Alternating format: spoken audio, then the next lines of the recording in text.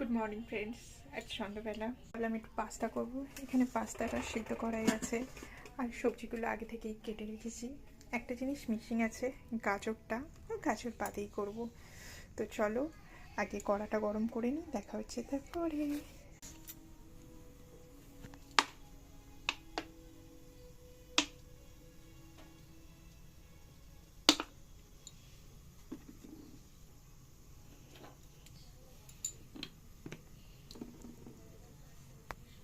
ফার্স্টে দেখো একটু আলুটা হালকা করে ভেজে নিচ্ছি।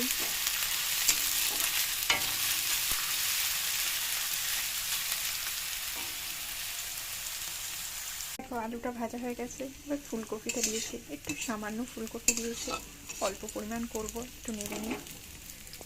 এবার বাঁধাকপি দিয়েছি, বাঁধাকপিটা হালকাভাবে একটু ভেজে নিই।